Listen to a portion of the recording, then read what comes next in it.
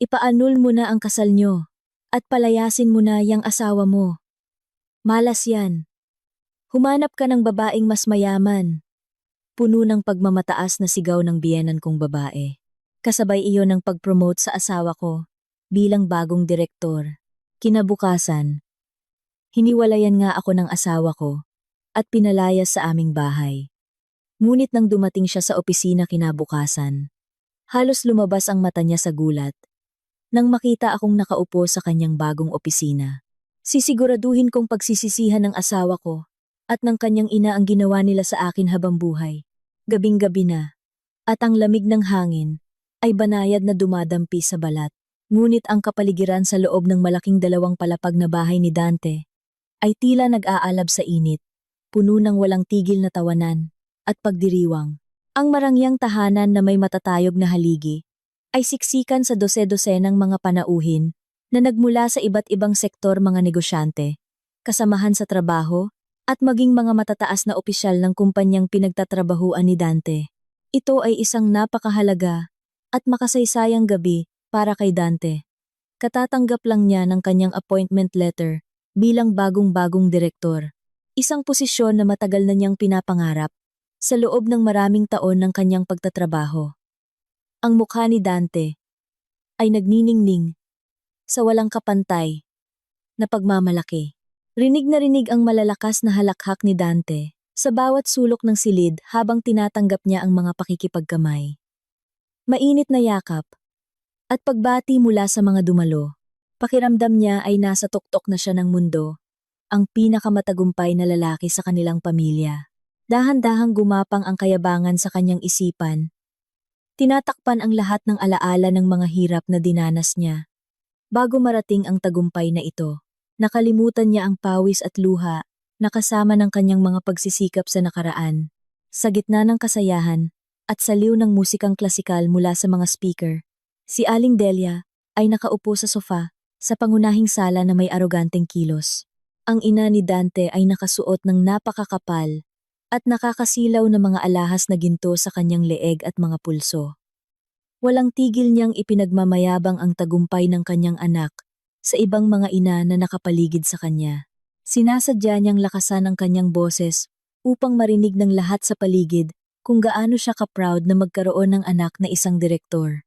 Pakiramdam ni Aling Delia, ang antas at dignidad ng kanilang pamilya ay tumaas ng ilang beses kumpara sa kanilang nakaraang buhay na puno ng kakapusan. Ngunit sa likod ng kanyang malapad na ngiti sa mga panauhin, may isang bagay na labis na gumugulo sa kanyang isipan. Nang gabing iyon, iyon ay ang presensya ng kanyang sariling manugang sa bahay na iyon. Si Celestina ay lumabas mula sa kusina. Bitbit ang isang malaking kahoy na tray na puno ng mga baso ng malamig na inumin at iba't ibang pika-pika upang iserve sa mga bisita. Nakasuot siya ng simple, ngunit desenteng bestida. Ang kanyang buhok ay nakatali lang ng maayos. Ang kanyang mukha ay kalmado at payapa, tulad ng dati. Ngunit may malinaw na bakas ng pagod sa ilalim ng kanyang mga mata. Mula pa kaninang madaling araw, bago sumikat ang araw, si Celestina na ang abala sa pamimili ng mga sangkap sa palengke, paglilinis ng bahay, at pagluluto ng lahat ng mararangyang putahe ng mag-isa. Nang walang anumang tulong mula sa katulong, sadyang hindi kumuha ng catering service si Aling Delia dahil gusto niyang makatipid. Ngunit, kasabay nito, hinihiling niya na lahat ng ihahain ay dapat may lasa at kalidad na katumbas ng mga putahe sa mamahaling fine dining restaurant. Hindi kailanman nagreklamo si Celestina. Ginawa niya ang lahat ng utos ng kanyang biyenan nang may buong pagsunod dahil nais niyang igalang ang masayang araw ng kanyang pinakamamahal na asawa. Nang lumapit si Celestina sa mesang gawa sa marmol, kung saan nagkakatipon si Aling Delia at ang kanyang mga kaibigan, isang matalim at mapanuyang tingin ang agad na ipinukol sa kanya ng matandang babae. Pinagmasdan ni Aling Delia ang hitsura ni Celestina, mula ulo hanggang paa na may mapangmatang tingin. Sa mata ni Aling Delia, ang itsura ni Celestina ay palaging masyadong simple, hindi sunod sa uso, at nakakahiya sa pamilya.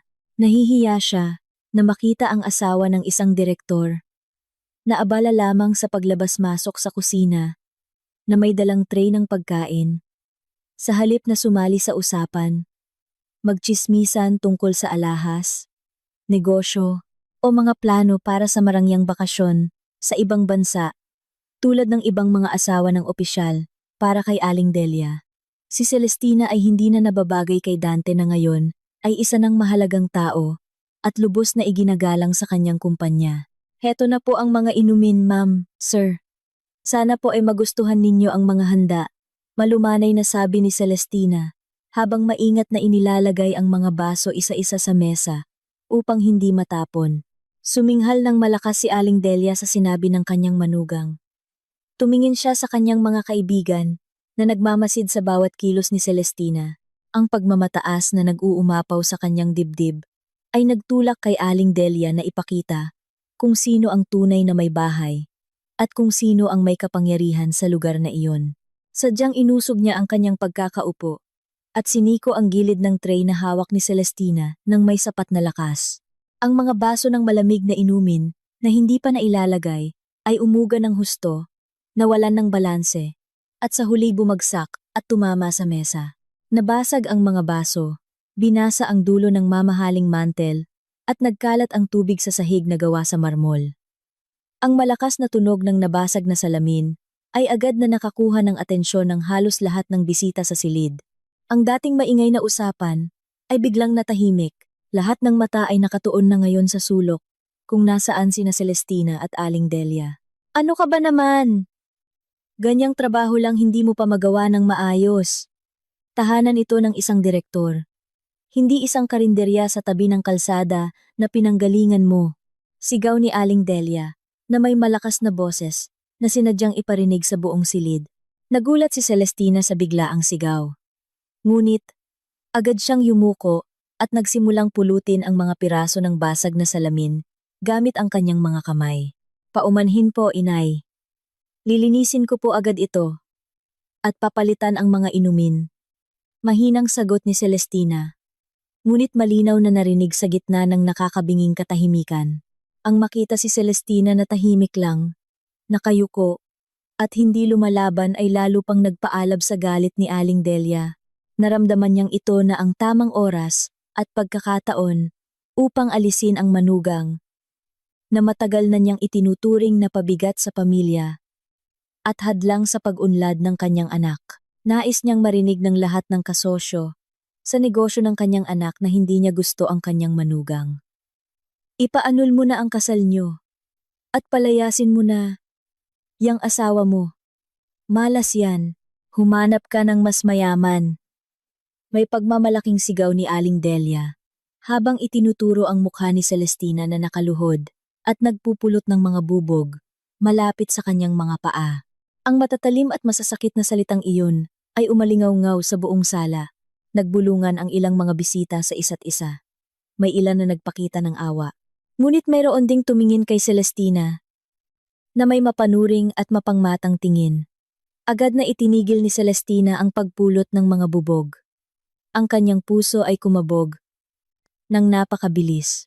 Ngunit sinubukan niyang kontrolin ang kanyang paghinga at emosyon. Naghintay siya na magsalita ang kanyang asawa. Puno ng pag-asa siyang naghintay na si Dante ay hahakbang upang ipagtanggol siya bilang isang asawa na dapat ay nagpoprotekta sa karangalan at dignidad ng kanyang asawa sa harap ng maraming tao. Lumakad nga si Dante mula sa umpukan ng mga bisita. Ngunit, sa halip na tulungan ang kanyang asawa na tumayo o sawayin ang kanyang ina, sa masasakit na salita nito, tiningnan ng lalaki si Celestina na may puno ng pandidiri at pagtanggi. Ang kayabangan dahil sa kanyang bagong posisyon ay tuluyan ng bumulag sa kanyang puso't isipan. Naramdaman niyang tama ang sinabi ng kanyang ina. Isa na siyang direktor. Isang leader ng isang malaking kumpanya. Kailangan niya ng asawang nagmula sa isang kilalang pamilya na may malawak na koneksyon at makakatulong sa kanya na palawakin ang kanyang negosyo. Hindi isang ordinaryong babae na magaling lang sa kusina at mga gawaing bahay. Tama si inay.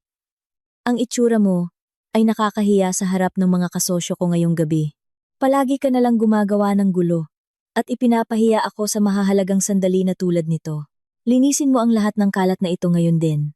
Pagkatapos pumasok ka sa loob. At huwag ka nang magpapakita sa akin ngayong gabi. Sabi ni Dante na may malamig, matalim, at diin sa bawat salita. Ang mga salita ng kanyang asawa ay parang isang matalim na espada na tumusok ng direkta sa puso ni Celestina.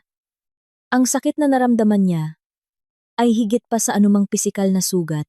Sa loob ng maraming taon, tapat niyang sinamahan si Dante sa pag-ahon mula sa pinakamababa, nagbibigay ng moral at pisikal na suporta, noong ang lalaki ay wala pa.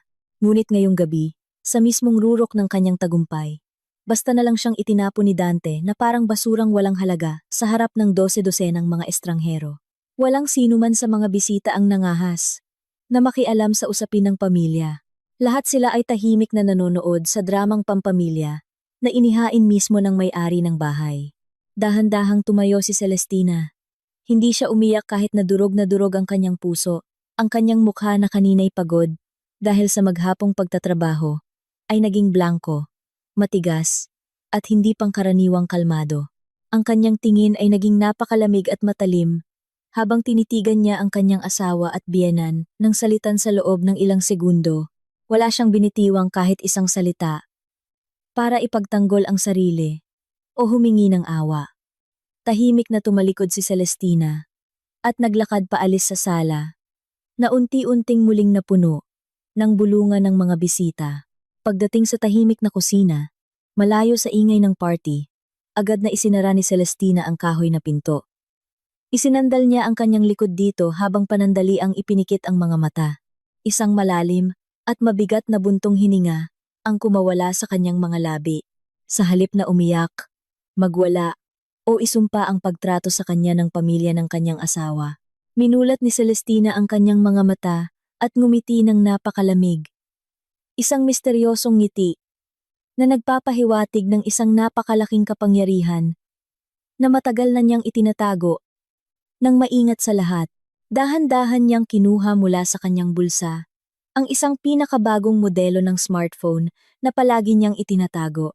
Binuksan niya ang isang lihim na messaging app na direktang konektado sa kanyang kanang kamay sa mundo ng negosyo at nag-type ng isang serya ng mga utos na may napakabilis, tiyak, at determinadong mga daliri. Panahon na, i-freeze mo ang lahat ng kanyang financial access ngayon din at ihanda ang lahat ng mga dokumento para sa pag-takeover ng kumpanya. Bukas ng umaga, bago magsimula ang oras ng trabaho. Ang maikling mensahe na may tonong ganap na utos ay agad na naipadala. Tinitigan ni Celestina ang screen ng kanyang telepono hanggang sa dahan-dahan itong dumilim at tuluyang namatay. Ang pambihirang pasensya na patuloy niyang inalagaan at pinanatili sa loob ng maraming taon ng pagdurusa sa pamilyang iyon ay tuluyan nang naubos ngayong gabi.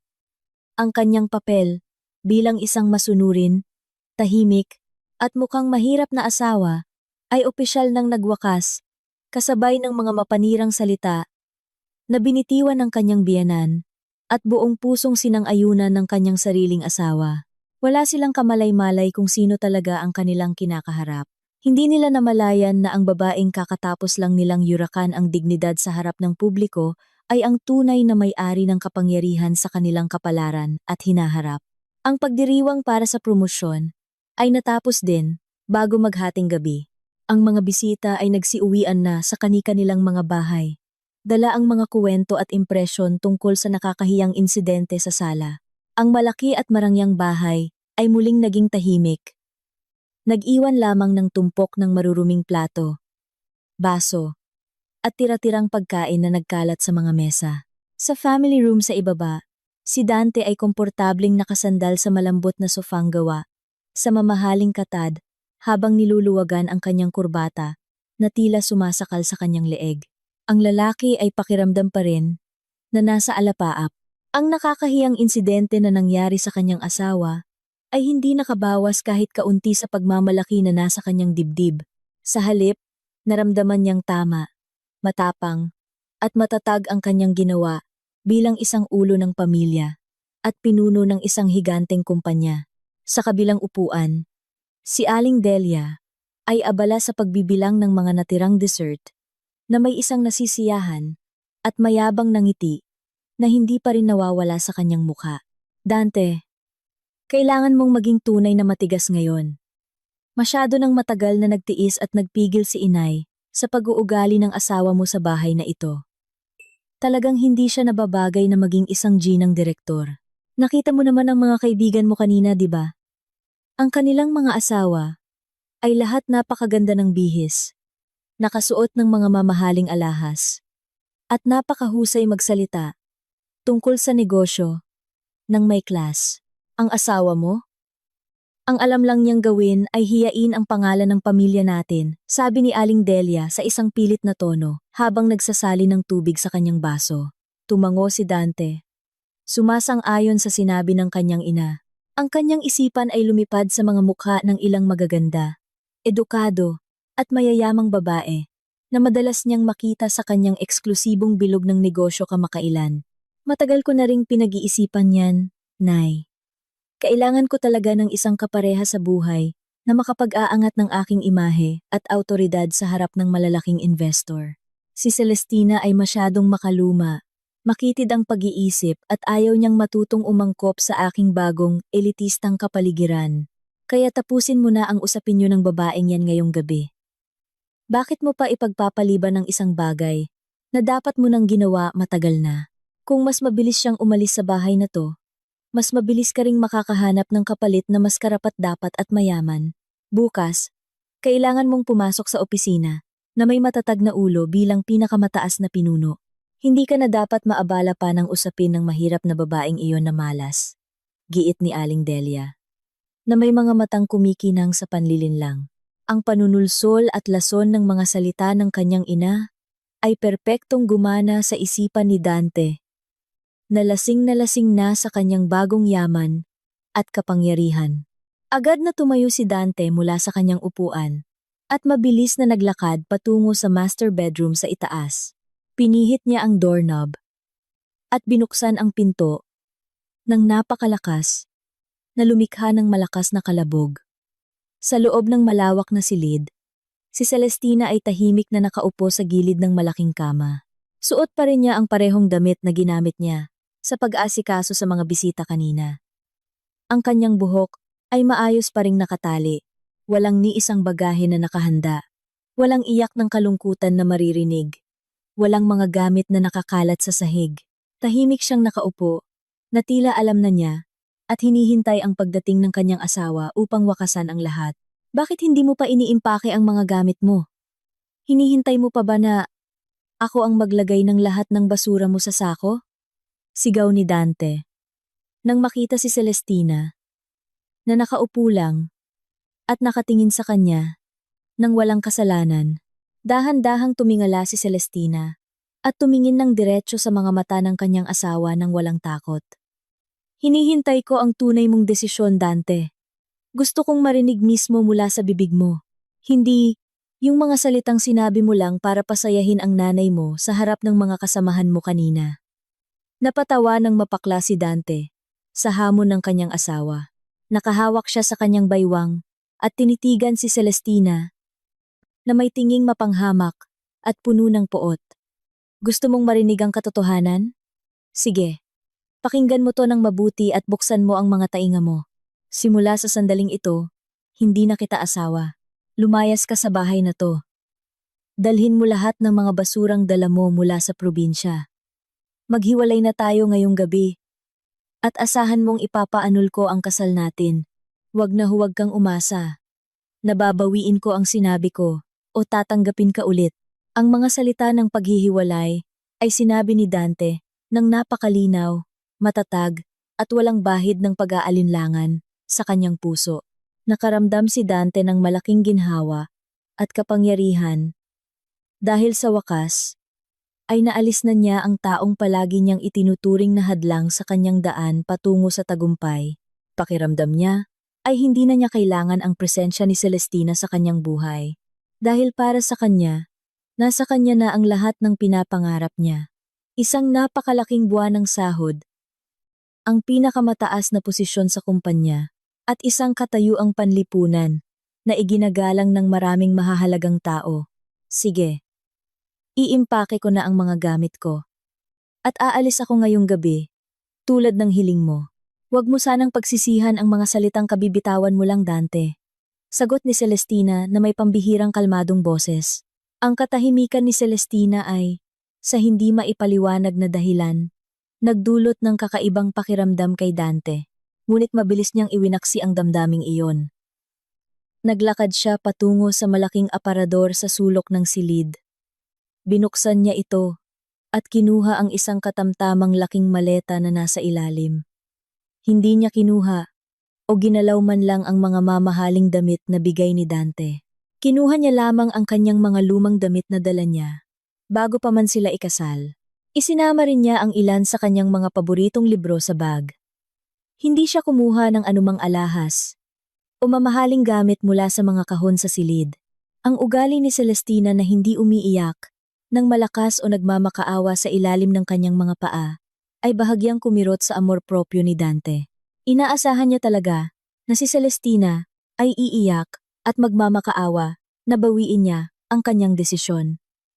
Ngunit, ang babaeng nasa harapan niya ay nanatiling matatag na may buong dignidad. Matapos maisara ang zipper ng maleta, hinila ni Celestina ang hawakan nito at tahimik na lumabas ng silid. Pagbaba niya ng hagdan, at pagdating sa sala, naghihintay na sa kanya si Aling Delia, na may malapad na ngiti ng tagumpay sa kanyang muka. Mabuti naman. At natauhan ka na rin sa wakas. Huwag ka nang mangarap na tumapak ulit dito. Masyadong marangya at malinis ang bahay na ito para sa isang mahirap na tulad mo. Mapait na sabi ni Aling Delia, habang dahan-dahang dumadaan sa harap niya si Celestina. Sa labas ng bahay, biglang bumagsak ang malakas na ulan. Ang mga kulog ay sunod-sunod na gumuhit sa kalangitan.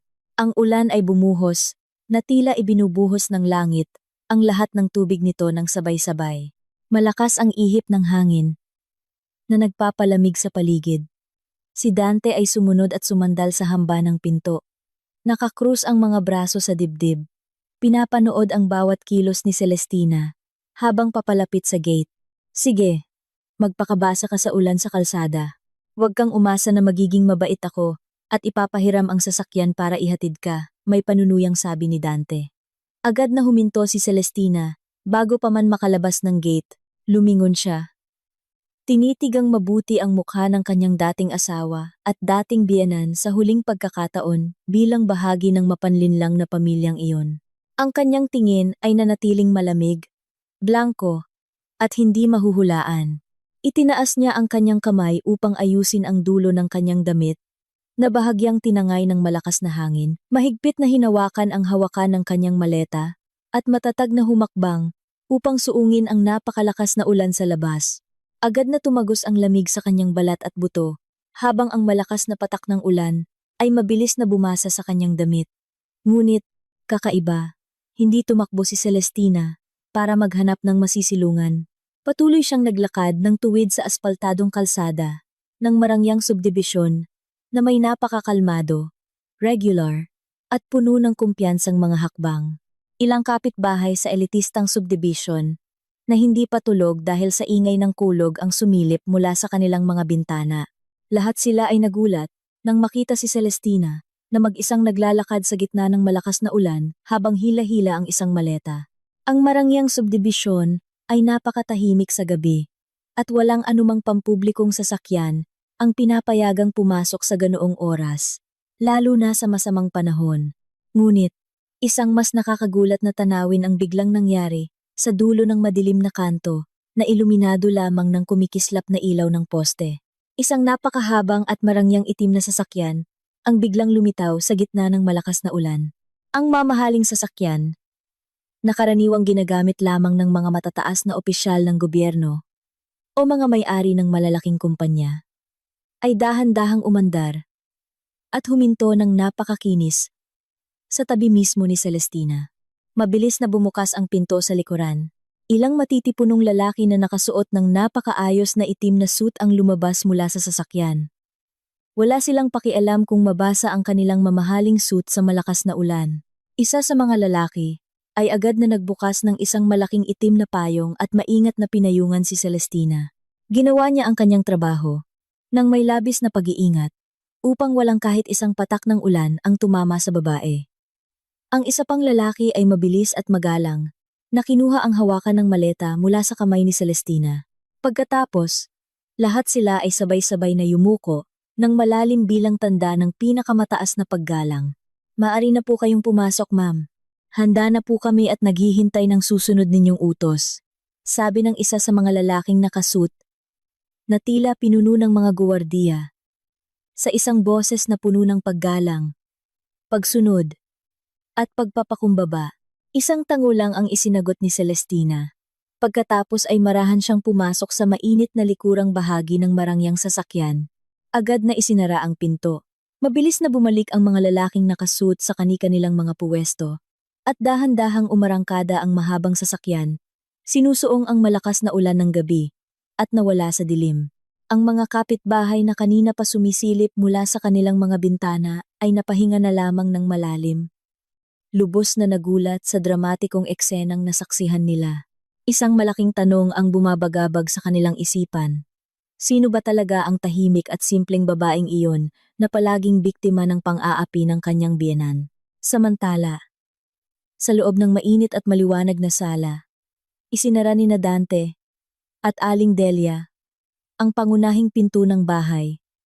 Habang nagtatawanan ng malakas, ipinagdiriwang nila ang kanilang malaking tagumpay sa pag-alis kay Celestina sa kanilang buhay.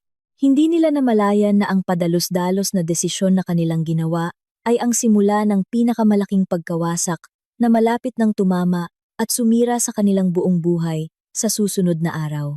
Ang tunay na bagyo ng paghihiganti ay sila mismo ang lumikha gamit ang kanilang sariling mga kamay ngayong gabi. Ang umaga ay sumalubong na may maliwanag na sikat ng araw, na tila nakikiisa sa kaligayahan na nararamdaman ng mga nakatira sa marangyang bahay. Kabaligtaran ng nakakatakot na bagyo kagabi. Ang panahon ngayong umaga ay napakaganda. Nagising si Dante mula sa mahimbing na tulog na may pakiramdam na napakagaan. Wala nang anumang bumabagabag sa kanyang isipan. Ininat niya ang kanyang mga kalamnan sa malambot na kama. Pakiramdam niya na ito ang unang araw ng kanyang bagong at maningning na buhay. Lumakad siya patungo sa bintana ng silid. Binuksan ito ng malapad at tiningnan ang malawak na hardin ng kanyang bahay na may ngiti ng kasiyahan. Pakiramdam ng lalaki ay napakapangyarihan siya, na tila ang buong mundo ay nasa ilalim ng kanyang mga paa. Hindi niya iniisip kung saan nagpunta ang kanyang dating asawa kagabi o kung ano ang kanyang kalagayan sa gitna ng nakakatakot na ulan. Para kay Dante, ang babaeng iyon ay isang nakaraan na dapat nang itapon ng malayo upang hindi makahadlang sa kanyang maliwanag na hinaharap. Sa ibaba, si Aling Delia ay nakaupo sa marangyang hapagkainan. Ang matandang babae ay tila nagagalak sa kanyang almusal na sadyang in-order mula sa isang sikat na restoran. Hindi na niya kailangan pang umasa sa luto ng kanyang manugang, na sa tingin niya ay laging kulang sa lasa. Kahit na sa katotohanan, lahat ng bisita ay laging pinupuri ang luto nito. Si Aling Delia ay nakasuot ng kanyang pinakamahal na damit, kasama ang lahat ng kanyang gintong alahas, na nakakabit sa kanyang leeg, pulso, hanggang sa kanyang mga daliri. Ngayon ay isang napaka-espesyal na araw para sa kanya, dahil nangako si Dante na isasama siya sa kanyang trabaho upang ipakita ang kanyang bagong at marangyang opisina. Gusto ni Aling Delia na makita sa sarili niyang mga mata na ang kanyang anak ay talagang nasa pinakamataas na posisyon at iginagalang ng lahat ng empleyado doon.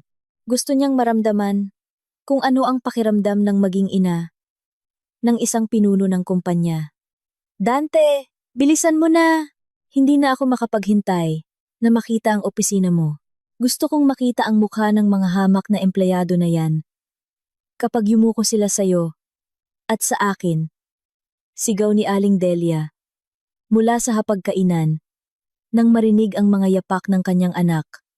Pababa ng hagdan, lumitaw si Dante sa hapagkainan na may suot na napakaayos at mamahaling damit pang opisina. Ang kanyang sapatos ay kumikinang, at ang kanyang buhok ay perpektong naayos. Ngumiti siya ng malapad bilang tugon sa sinabi ng kanyang ina. Umupo ang lalaki sa tapat ng kanyang ina at nagsimulang kumain ng kanyang almusal sa isang paraan na ginawang napaka-elegante. Ginagaya ang paraan ng pagkain ng mga mayayamang negosyante na madalas niyang makita sa telebisyon. Kalma lang. Nay, ngayon ang unang araw ko bilang direktor. Siguradong handa na ang lahat ng empleyado.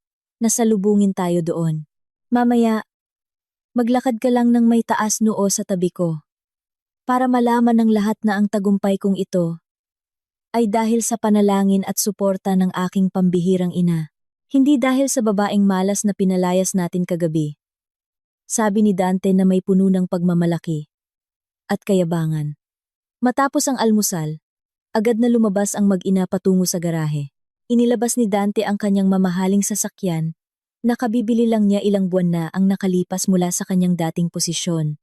Ang kumikinang na sasakyan ay umarangkada sa mga kalsada ng lungsod sa katamtamang bilis. Sa buong biyahe, hindi tumigil si Aling Delia sa pag-uusap tungkol sa kanilang malalaking plano sa hinaharap. Binanggit niya ang plano na maghanap ng bagong asawa para kay Dante, na nagmula sa isang mayaman na pamilya. Ang plano na bumili ng mga bagong kasangkapan upang palitan ang lahat ng lumang gamit na nahawakan ng kanyang dating manugang, at ang plano na magdaos ng mas malaki pang pagdiriwang sa susunod na buwan. Tango lang ng tango si Dante sa lahat ng sinasabi ng kanyang ina. Ang kanyang isipan ay puno na ng mga imahe ng kapangyarihan at pera na malapit ng dumaloy sa kanyang personal na bank account. Pagdating sa bakuran ng mataas na gusali ng opisina na tila inaabot ang mga ulap, ipinarada ni Dante ang kanyang sasakyan sa isang espesyal na lugar na para lamang sa mga pinuno ng kumpanya. Bumaba siya ng sasakyan at mayabang na binuksan ang pinto para sa kanyang ina. Pagpasok nila sa pangunahing pinto na salamin, ang ilang mga security guard na nagbabantay ay agad na tumayo ng tuwid at yumuko bilang paggalang. Hindi pinansin ni Dante ang pagbati. Nagpatuloy lang siya sa paglakad ng diretsyo na may mataas na baba. Habang si Aling Delia ay ngumiti ng mapanghamak sa mga security guard, ang kapaligiran sa loob ng gusali ng opisina ay tila napakaabala at tensyonado. Ang mga empleyado ay naglalakad nang mabilis dala-dala ang iba't ibang mahahalagang dokumento. Ang kanilang mga mukha ay mukhang balisa at seryoso. Walang sinuman ang nangahas na mag-relax o mag-usap. Napansin ito ni Dante at nakaramdam siya ng malaking pagmamalaki. Inakala niya na ang tensyon sa pagitan ng mga empleyado ay dahil sa kanilang paggalang at takot sa kanyang unang araw bilang pinakamataas na pinuno. Naramdaman niya na ang kanyang awtoridad ay nasakop na ang buong gusali, kahit bago pa man siya umupo sa kanyang trono.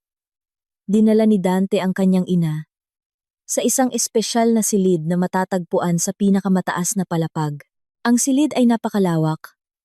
May isang mesa na gawa sa piling kahoy na nara. Isang napakalambot na upuang gawa sa katad. Malalaking bintanang salamin na nagpapakita ng tanawin ng lungsod mula sa itaas. At isang napakagarang waiting area para sa mga bisita. Agad na nilibot ni Aling Delia ang silid na may nagniningning na mga mata sa pagkamangha. Hinawakan niya ang bawat ibabaw ng mesa. Umupo sa sofa sa waiting area at paulit-ulit na pinuri ang kadakilaan ng kanyang anak. Ang anak ko talaga ang pinakamagaling, napakagara at klase ng opisina mo. Ito ang tamang lugar para sa aking pinagmamalaking anak. Puri ni Aling Delia habang hinahaplos ang sandalan ng upuan ni Dante. Siyempre naman, Nay, mamaya darating ang big boss. Panoorin mo lang kung paano ko siya kukunin ang loob para mas lalong tumibay ang posisyon ko dito, sagot ni Dante na may tonong nagpapakita ng labis na kumpiyansa. Biglang may kumatok sa pinto. Pumasok ang isang babaeng sekretarya na may nagmamadaling mga hakbang at mukhang napakatensyonado at maputla. Yumuko siya ng malalim nang tumayo sa harap ni Dante. Ang kanyang kamay na may hawak na notebook ay bahagyang nanginginig. Excuse me po, Sir Director. May dala po akong napakahalaga at kagyat na balita. Ang pangunahing may-ari ng shares mula sa parent company na sumasakop sa ating kumpanya ay kadarating lang ng balita na darating siya para sa isang biglaang inspeksyon ngayong araw din. Nasa daan na po siya at inaasahang darating sa gusaling ito sa loob ng 15 minuto. Lahat po ng board of directors at mga head ng departamento ay inutusang maghanda na sa special VIP reception area sa ibaba. Ulat ng sekretarya sa isang boses na pilit pinatatag. Nang marinig ang ulat, agad na inayos ni Dante ang kanyang kurbata at damit. Ang kanyang puso ay kumabog ng mabilis. Hindi dahil sa takot, kundi dahil sa labis na kagalakan. Naramdaman niya na ito ay isang gintong pagkakataon para sa kanya. Ang pagdating ng pangunahing may-ari ng shares sa kanyang unang araw sa pwesto ay isang magandang senyales na pinagkakatiwalaan siya ng mataas na pamunuan ng parent company. Nagpasya siyang magbigay ng isang napakahusay at hindi malilimutang unang impresyon upang magustuhan ng kanyang big boss ang kanyang trabaho. Napakagaling! Ito ay isang napakagandang pagkakataon para sa akin. Tipunin mo lahat ng mahahalagang empleyado ngayon din. Siguraduhin mong malinis at maayos ang reception area. Nay, sumama ka sa akin sa baba. Makikita mo mismo kung paano ako sasalubungin ng pinakamakapangyarihang tao sa higanteng kumpanyang ito bilang kanyang pinagkakatiwalaang kanang kamay. Utos ni Dante na may puno ng sigasig. Agad na lumabas si Dante at ang kanyang ina mula sa silid at bumaba gamit ang isang espesyal na elevator patungo sa reception area. Doon, ang hanay ng mga direktor, mga head ng departamento, at mahahalagang staff ay nakatayo na ng napakaayos at maayos. Ang kanilang mga mukha ay nagpapakita ng matinding tensyon dahil ang pangunahing may-ari ng shares ay kilala na napaka-misteryoso, mahigpit at hindi kailanman nagpapatawad ng kahit na pinakamaliit na pagkakamali. Hanggang ngayon, walang nakakaalam kung ano ang tunay na itsura ng kanilang big boss. Dahil palagi niyang kinokontrol ang kanyang kumpanya mula sa likod ng mga tabing sa pamamagitan ng kanyang mga pinagkakatiwalaang tao. Ang kapaligiran sa reception area ay biglang naging napakatahimik at nakakabingi. Walang sino man ang nangahas na magsalita. Kahit ang paghinga ay tila pinipigilan. Lahat ng tingin ay nakatuon sa espesyal na metal na pinto para sa mga VIP na malapit ng bumukas. Ang oras ay tila napakabagal na nagpapataas ng tensyon sa ere. Si Dante ay nakatayo sa pinakaharap na hanay na may taas noo, handang magpakita ng kanyang pinakamagandang ngiti. Narinig ang isang mahinang tunog na senyales na dumating na ang elevator sa kanilang palapag. Ang metal na pinto na may makapal na salamin ay dahan-dahang gumalaw patagilid. Lahat ng mga direktor at mga head ng departamento ay sabay-sabay na yumuko ng malalim, bumubuo ng isang napakaayos na hanay ng paggalang. Si Dante at ang kanyang ina ay yumuko rin na may malalim na paggalang. Naghintay sila ng ilang segundo hanggang sa marinig ang mga yapak ng isang tao na lumalabas mula sa elevator. Dahan-dahang itinaas ni Dante ang kanyang ulo, handa nang sabihin ang mga salitang pagbati na inihanda niya sa kanyang isipan. Ngunit, nang mapako ang kanyang tingin sa taong kalalabas lang, ang kanyang bibig na bahagyang nakabukas ay biglang natikom. Ang ngiti na inihanda niya ay agad na nawala. Napalitan ito ng isang mukha ng matinding pagkabigla. Ang panga ni Dante ay tila nahulog sa sahig. Ang kanyang puso ay tila huminto sa pagtibok ng ilang segundo. Ang taong may-ari ng shares na napakagara ng tayo sa kanyang harapan ay nakasuot ng isang napakamahal na business suit na gawa ng sikat na designer. Tamang-tama ang sukat sa kanyang katawan, pinagsama sa isang buhok na maayos na nakatali, na nagbibigay ng isang napakaklase na hitsura. Ang kanyang tingin ay napakatalim, malamig, at nagpapalabas ng isang hindi maikakailang aura ng kapangyarihan. Ang pambihirang babaeng iyon, na nagpatiklop sa lahat ng matataas na opisyal ng kumpanya, sa takot ay walang iba kundi si Celestina, ang babaeng kakatapos lang niyang palayasin at hiwalayan kagabi sa gitna ng malakas na ulan. Ang malawak na reception room ay tila naubusan ng hangin. Ang katahimikan na nalikha ay talagang nakakabingi at nakakapanikip ng dibdib. Lahat ng tao ay nanatili sa kanilang posisyon na nakayuko ng may buong paggalang, naghihintay ng susunod na utos mula sa pinakamataas na may-ari ng kapangyarihan. Ngunit, Sina Dante at Aling Delia ay nanigas na parang mga estatwang bato. Ang kanilang mga mata ay nanlaki habang nakatingin sa figura ni Celestina na nakatayo ng tuwid, napapalibutan ng hanay ng malalaking security guard at kanyang mga personal na assistant. Ang hitsura ni Celestina ngayon ay napakalayo sa kanyang hitsura sa loob ng maraming taon habang siya ay nasa bahay ni Dante. Wala na ang imahe ng isang masunuring asawa na nakasuot ng mga lumang damit. Sa kanilang harapan ngayon ay nakatayo ang isang tunay na leader na nagpapalabas ng pambihirang awtoridad sa bawat kilos. Ang pagkabigla na tumama sa isipan ni Dante ay bahagyang yumanig sa kanyang katinuan. Hindi niya matanggap ang katotohanang nakahain. Sa harap ng kanyang mga mata, ang kanyang isipan ay mariing tumatanggi sa katotohanan na ang babaeng palagi niyang iniinsulto bilang isang babaeng probinsyana at malas ay ngayon ay nakatayo bilang pinakamakapangyarihang tao sa buhay at kamatayan ng kanyang kumpanya. Imposible. Ito ay isang biro. Anong ginagawa mo dito? Mahirap na babae?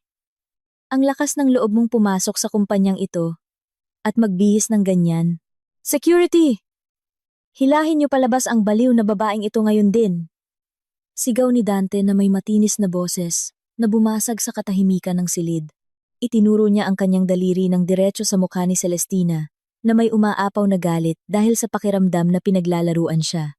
Ang malakas na sigaw ni Dante ay nagpaangat ng ulo ng lahat ng direktor at mga head ng departamento. Lahat sila ay tumingin kay Dante na may tinging puno ng pangingilabot at hindi makapaniwala sa katapangan ng lalaki na sigawan ang kanilang big boss. Bago pa man makahakbang si Dante upang hilahin ang kamay ni Celestina, dalawang malalaking security guard na nagbabantay kay Celestina ang agad na kumilos ng mabilis. Hinawakan nila ng mahigpit ang dalawang braso ni Dante at ipinilipit sa likod na may buong lakas hanggang sa mapaaray si Dante sa sakit at mapilitang yumuko. Huwag kang lalampas sa iyong hangganan. Ang lakas ng loob mong sigawan ang may-ari ng kumpanyang ito. Sigaw ng isa sa mga security guard na may mabigat na boses na nagbanta na agad na nagpatikom sa bibig ni Dante. Si Aling Delia na nakakita sa kanyang anak na hinuli ay nagsimulang mag-hysterical. Sinubukan niyang lumapit. Ngunit agad siyang hinarangan ng isa pang security guard na may matalim na tingin na nagpatigil sa matandang babae. Tiningnan ni Aling Delia si Celestina na may nanginginig na mga labi. Sinusubukang hanapin ang katotohanan sa kanyang narinig. Ngunit, ang mukha ni Celestina ay nanatiling kasing lamig ng yelo. Hindi man lang nag-react si Celestina sa sigaw ng kanyang dating asawa. Hindi siya nagalit. Pero hindi rin siya ngumiti. Ikinumpas niya lang ang kanyang kamay. Nagbibigay ng senyas sa mga security guard na hawakan ang lalaki nang hindi na siya sinasaktan pa. Walang sinabing kahit ano para sagutin ang sinabi ni Dante. Si Celestina ay lumakad ng kalmado at elegante. Nilagpasan lang si Dante. Isang malamig na hangin ang tila sumusunod sa bawat hakbang niya. Naglakad siya ng diretso patungo sa pangunahing conference room na nasa dulo ng malaking pasilyo. Lahat ng kanyang mga assistant at matataas na opisyal ng kumpanya ay sumunod sa kanya ng maayos at may paggalang. Iniwan si Dante na hawak pa rin ng mga guwardiya. Dalhin niyo ang lalaking yan at ang kanyang ina sa conference room. Kailangan nilang marinig mismo ang aking desisyon ngayon. Utos ni Celestina sa isang blangko ngunit matatag na boses nang hindi man lang lumilingon. Sa loob ng napakalawak at marangyang conference room, isang higanting bilog na mesa ang nakahanda na.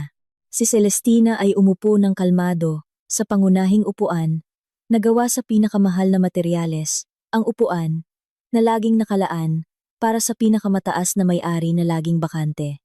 Ang mga opisyal ng kumpanya ay umupo sa kani-kanilang mga upuan ng may perpektong postura. Si Dante ay itinulak papasok sa silid ng mga guwardiya. Sinundan ni Aling Delia na naglalakad ng paika-ika na may maputlang mukha. Silang dalawa ay pinatayo sa isang sulok ng silid. Sa harap mismo ng lahat ng kalahok sa pulong, binuksan ni Celestina ang isang folder ng mga dokumento na iniabot ng kanyang assistant. Binasa niya ito ng mabilis. at pagkatapos ay tumingin ng diretso kay Dante, na ngayon ay nakatayo na may humihingal na paghinga, at malamig na pawis na kasing laki ng butil ng mais, na tumutulo mula sa kanyang sentido. Ang kayabangan na kaninang umaga ay nasa mukha ni Dante ay ganap nang nawala, napalitan ng takot at pagkalito na napakalalim. Congratulations sa iyong bagong posisyon bilang direktor, Dante. Sabi ni Celestina. Binasag ang katahimikan sa conference room. Ang kanyang boses ay malinaw at matalim. Sadyang dumating ako ngayon upang personal kang batiin sa tagumpay na labis mong ipinagmamalaki. Celestina, ano ang ibig sabihin ng lahat ng ito? Bakit ka tinatawag ng mga taong ito na, Ma'am, itigil mo na ang kalokohang ito. Ipinapahiya mo lang ang sarili mo sa harap ng mga kasamahan ko. Sabi ni Dante na may nanginginig na boses. Sinusubukan pa ring tanggihan ang mapait na katotohanan na sumasampal sa kanyang katinuan. Inilapag ni Celestina ang folder ng mga dokumento sa mesa. Tinitigan niya si Dante na may napakatalim na tingin. Hindi ito isang biro, Dante. Ako ang nag-iisang tagapagmana ng higanting grupo ng mga kumpanya na bumili sa kumpanyang pinagtatrabahuhan mo ilang taon na ang nakalipas. Ang pera na dumadaloy sa kumpanyang ito, ang malaking suweldo na palagi mong ipinagmamalaki, ang posisyon na katatanggap mo lang. Lahat ng iyon ay pag-aari ng aking pamilya, pag-aari ko. Biglang lalong tumahimik ang buong silid. Ang pahayag na iyon ay lumabas ng napakalinaw at winasak ang mga natitirang depensa ni Dante. Nalunok ni Dante ang kanyang laway na kasingpait ng apdo. Biglang nanlambot ang kanyang mga binti. Hindi na kayang suportahan ang kanyang sariling timbang, kaya't napasandal siya at nabunggo sa kahoy na pader ng silid. Sa loob ng maraming taon ng ating pagsasama, sadyang itinago ko ang aking tunay na pagkatao. At piniling mamuhay ng simple. Kasama mo mula sa simula. Gusto kong magtagumpay ka sa sarili mong pagsisikap. Gusto kong makita kung hanggang saan mo kayang panindigan ang iyong integridad at katapatan ng walang tulong mula sa labas. Ngunit, sa kasamaang palad, ang posisyon at panandali ang yaman ay napakadaling bumulag sa iyong puso. Pinagtaksilan mo ang aking tiwala. Hinamak mo ang aking dignidad. At higit sa lahat, basta mo na lang akong itinapon kagabi dahil lang sa walang basehang panunulsol. Pagpapatuloy ni Celestina sa isang napakakalmadong tono. Ngunit ang kanyang mga salita ay tumusok ng mas malalim kaysa sa isang kutsilyo. Umiling si Dante. Ang katotohanan, nakakatapos niya lang hiwalayan at palayasin ang isa sa pinakamayaman at pinakamakapangyarihang babae sa bansa, ay nagpasikip ng kanyang paghinga. Isang napakalaking pagsisisi ang biglang bumayo sa kanyang dibdib. Ang mga pangarap ng kapangyarihan, yaman, at marangyang buhay na nasa kanyang mga kamay, na sana ay ngayon ay durog na durog dahil sa kanyang sariling kayabangan at katangahan. Ngunit sa kasamaang palad, ang iyong termino ay isang araw lang ang itinagal, Dante. Batay sa mga ebidensya ng paglabag sa mga patakaran ng kumpanya, kawalan ng profesionalismo, at masamang track record ng iyong performance na sadyang tinakpan ko noon para sa iyong pangalan. Ngayon din, ay binabawi ko na ang lahat ng iyong karapatan. Tinatanggal ka sa trabaho nang walang anumang karangalan mula sa kumpanyang ito. Lahat ng mga pasilidad na ibinigay sa iyo ay binabawi na rin simula ngayon. Matigas na desisyon ni Celestina habang bahagyang hinahampas ang mesa. Ngunit ang tunog nito ay umalingaw-ngaw sa buong silid na parang martilyo ng hukom. Nang marinig ang ganap na desisyon, hindi na napigilan ni Dante ang kanyang amor propyo. Ang lalaking kaninang umaga ay lumabas ng bahay na may taas noo, ay ngayon ay napaluhod sa sahig na may makapal na karpet. Gumapang siya papalapit sa mesa kung saan nakaupo si Celestina. Bumuhos ang iyak ng takot at pagsisisi mula sa kanyang lalamunan. Nagmakaawa siya nang walang hiya sa harap ng 12-dosenang mga mata ng kanyang mga empleyado. Celestina, patawarin mo ako. Parang awa mo na. Nabulag ako. Nalinlang ako sa mga salita ng nanay ko. Pakiusap, bawiin mo ang desisyon mo. Pwede nating ulitin ang lahat. Pangako, magiging mabuting asawa na ako. Susundin ko lahat ng sasabihin mo. Pakiusap. Huwag mong sirain ang buhay ko ng ganito. Hagulgol ni Dante. Habang sinusubukang abutin ang dulo ng mesa ni Celestina. Nang makita ang kanyang anak na nakaluhod at umiiyak.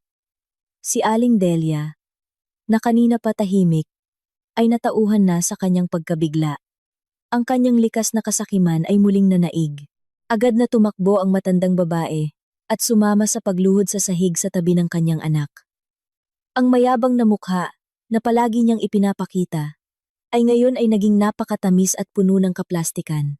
Celestina, paborito kong manugang, patawarin mo na kami, nak. Patawarin mo na ang masamang ugali namin. Yung mga sinabi ko kagabi, dahil lang yon sa masakit ang ulo ko. At nadala lang ako ng emosyon.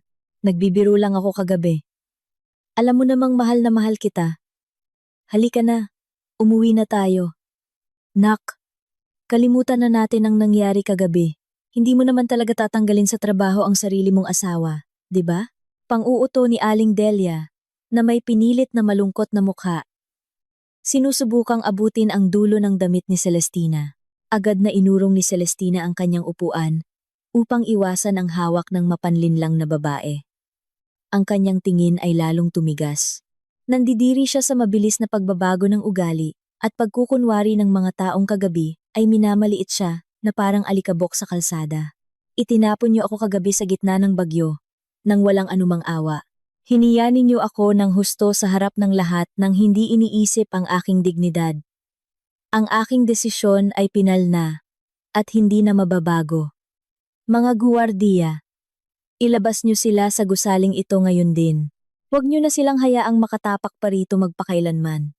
Utos ni Celestina sa isang napakalamig na pinal na tono. Agad na lumapit ang dalawang security guard at pilit na hinila ang mga braso ni Dante at ng kanyang ina mula sa sahig. Nagpumiglas si Dante at patuloy na isinisigaw ang pangalan ni Celestina, nagmamakaawa, habang si Aling Delia ay umiiyak ng malakas, humihingi ng tawad at sinasabing isang malaking pagkakamali ang lahat. Ngunit ang kanilang lakas ay hindi kayang tumbasan ang lakas ng mga sanay na security guard. Kinaladkad sila palabas ng conference room, hinila sa mahabang pasilyo ng itaas na palapag at isinakay sa elevator pababa. Pagdating sa ibaba, nasaksihan ito ng lahat ng empleyado ng kumpanya. Ang balita tungkol sa pagpapatalsik sa mayabang na bagong direktor ay mabilis na kumalat. Lahat ng empleyado na kanina'y nakayuko sa takot ay nakatayo na ngayon at pinapanood sina Dante at ang kanyang ina na pilit na kinakaladkad palabas. Walang anumang simpatiya ang makikita sa mukha ng mga empleyado. Sa halip, kinukutya at pinagtatawanan nila ang masamang kapalaran na sinapit ng mayabang na lalaki at ng kanyang ina. Ang lalaking kaninang umaga ay pumasok, na may taas noo na parang isang hari, ay ngayon ay itinapon palabas ng gusali, na parang isang tumpok ng basurang walang silbi, bumagsak sa semento, sa ilalim ng nakakapasong sikat ng araw, na sumunog sa kanyang balat, at sa lahat ng kanyang mga pangarap. Ang katawan ni Dante ay bumagsak ng malakas sa magaspang na semento. Ang nakakapasong sikat ng araw ay direktang sumunog sa kanyang balat. Sa tabi niya, si Aling Delia ay bumagsak din habang umuungol sa sakit. Hawak ang kanyang balakang at mga tuhod na tumama sa semento. Daan-daang mga mata mula sa mga taong dumadaan sa lugar ng opisina ang tumingin sa kanila na may pagtataka at pangungutya. Ilang mga janitor pa nga ang sadyang huminto sa kanilang trabaho para lamang panoorin ang nakakahiyang eksena kung saan ang isang lalaking nakasuit at isang matandang babae na pinalamutian ng ginto ay pinalayas na parang mga pulubi na nanggugulo sa kaayusan. Walang kahit isang kamay ang umabot upang tulungan silang tumayo. Lahat ay nagbubulungan habang nakaturo sa kanila. Pinagsiklop ni Dante ang kanyang mga kamao hanggang sa mamuti ang kanyang mga buko. Ang sakit sa kanyang tuhod ay walang-wala kumpara sa kahihiyan na ngayon ay naghuhubad sa kanyang buong pagkatao. Sinubukan niyang tumayo ng may hirap at pagkatapos ay tinulungan ang kanyang ina na umuungol pa rin sa sakit sa sahig. Mabilis ang paghinga ni Dante. Ang kanyang isipan ay magulo pa rin. tumatangging iproseso ang lahat ng nakakatakot na pangyayari na sinapit niya sa loob lamang ng wala pang isang oras. Kaninang umaga lang ay umalis siya na may taas noo bilang isang pinuno, ngunit ngayon ay itinapon siya bilang isang walang trabaho na walang anuman. Walang hiya! Ang lakas ng loob ng babaeng yon. Natratuhin tayo na parang basura. Sino ba siya sa akala niya? Para palayasin ako sa sarili kong trabaho. Ako na naghirap na itayo ang career ko doon. Sa loob ng maraming taon. At basta na lang niya kinuha ang lahat sa akin. Galit na sabi ni Dante. Ang kanyang mga mata ay namumula sa galit at matinding pagkadismaya. Pinunasan ni Aling Delia ang pawis sa kanyang mukha. Ang mga gintong alahas na nakakabit sa kanyang katawan ay parang naging mabigat na pabigat na walang silbi. Hindi tayo dapat sumuko lang basta, Dante. Talagang tuso ang babaeng yun. Sadyang pinagplanuhan niya tayo. Ngayon, kailangan nating umuwi agad. Kunin natin lahat ng ipon mo, mga alahas, at mahahalagang gamit doon. Ang marangyang bahay, at mga sasakyan mo, ay atin pa rin. Ibenta na lang natin lahat para sa panibagong negosyo mo. Ipakita natin sa malas na babaeng. Yun na kaya pa rin nating yumaman nang wala siya. Ang sinabi ng kanyang ina ay nagbigay ng bagong pag-asa sa isipan ni Dante. Oo, tama ang kanyang ina. Kahit nawalan siya ng posisyon, mayroon pa rin siyang marangyang bahay, mga sasakyan, at maraming mamahaling gamit sa loob ng kanyang bahay. Ang mga ari-ariang iyon ay sapat na upang masiguro ang kanyang buhay at ng kanyang ina sa loob ng ilang taon. Sigurado siyang makakapagsimula siya ng bagong negosyo gamit ang perang mula sa pagbebenta ng mga asset na iyon. Nang hindi na nag-aksaya ng panahon, agad na pumara si Dante ng isang pampublikong sasakyan. Nagmadali silang sumakay at inutusan ng driver na magmaneho nang mabilis patungo sa kanilang elitistang subdibisyon. Sa buong biyahe pa uwi, ang hangin sa loob ng pampublikong sasakyan ay napakainit at masikip, kabaligtaran ng aircon sa kanyang mamahaling sasakyan na dati niyang tinatamasa. Patuloy na nagplano si Dante sa kanyang isipan. Kinakalkula ang posibleng pera na makukuha niya pagkatapos ibenta ang lahat ng kanyang mga asset. Ngunit isang kakaibang pakiramdam ng pagkabalisa ang patuloy na bumabagabag sa kanyang puso. Nagsimulang lumitaw ang masasamang pangitain habang papalapit sila sa kanilang subdibisyon. Pagdating sa harap ng kanilang marangyang bahay, biglang huminto ang mag-ina. Tila huminto ang puso ni Dante.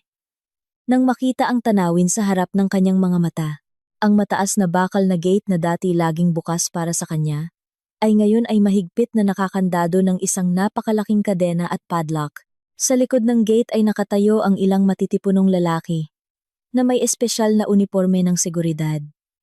Ang mga mukha ng mga guwardiya ay mukhang banyaga, hindi ang mga karaniwang guwardiya ng subdibisyon. Ilang mga gamit na mukhang lumang damit at tira-tirang kasangkapan ni Dante ay makikitang inilabas at basta na lang itinambak sa gilid ng kalsada sa labas ng gate. Ano to?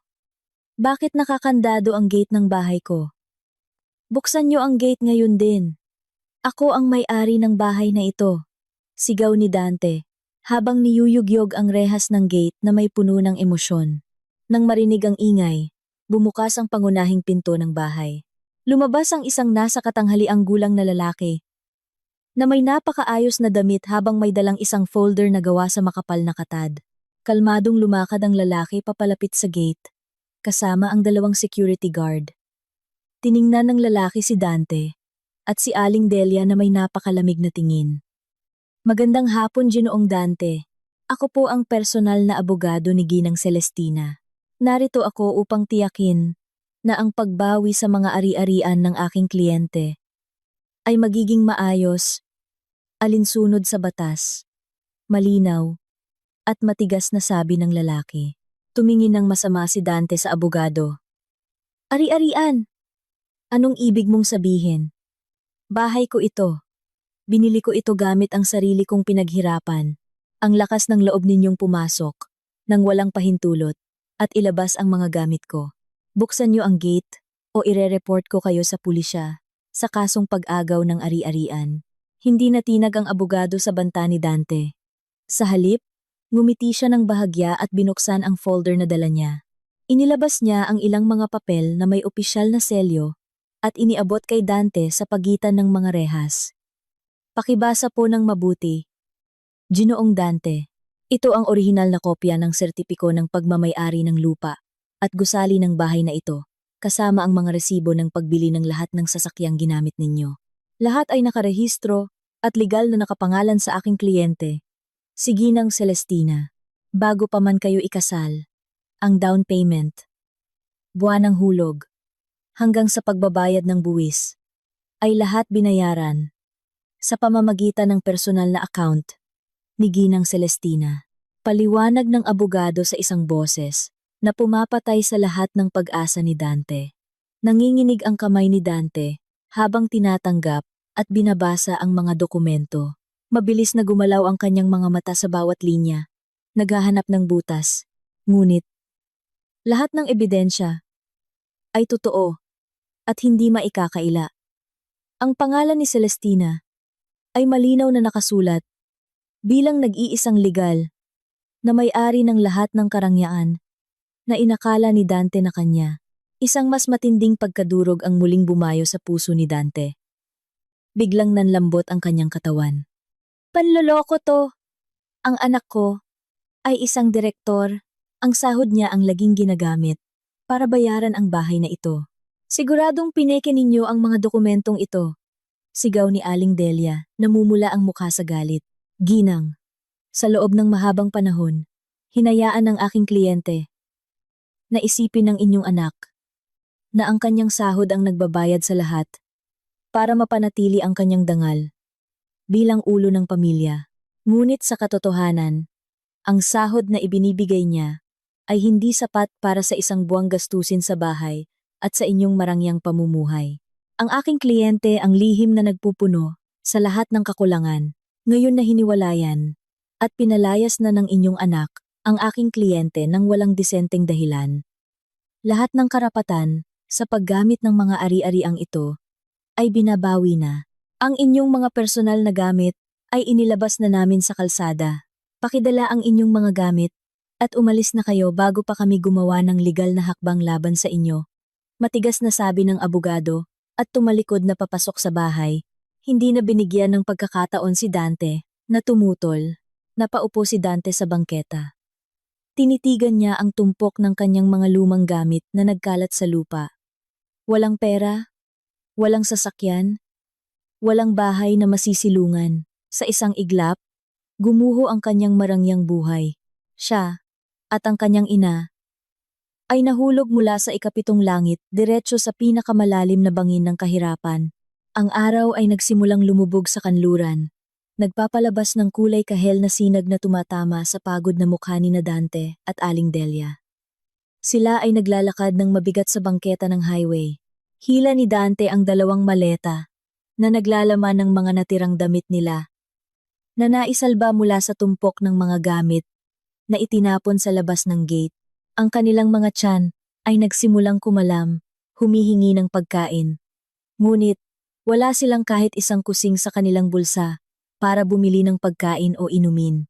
Ang kanilang lalamunan ay tuyong-tuyo na, parang disyerto, habang ang kanilang mga paa ay naninigas at masakit dahil sa walang tigil na paglalakad ng walang tiyak na patutunguhan.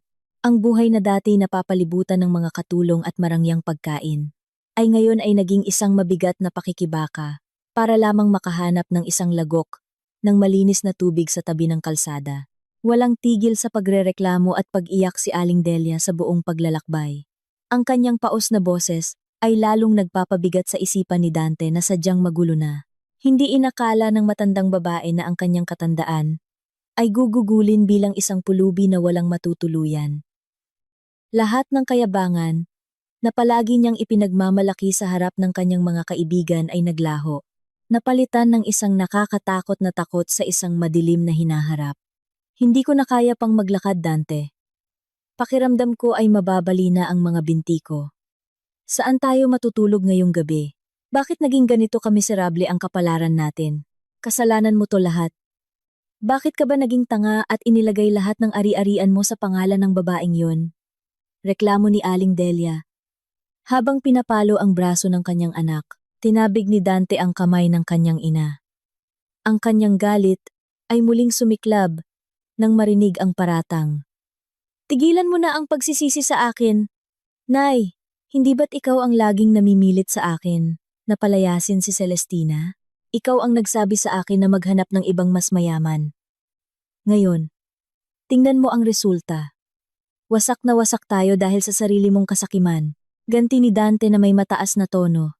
Inilabas ang lahat ng kanyang sama ng loob. Nang marinig ang pagtatalo, biglang huminto sa pag-iyak si Aling Delia.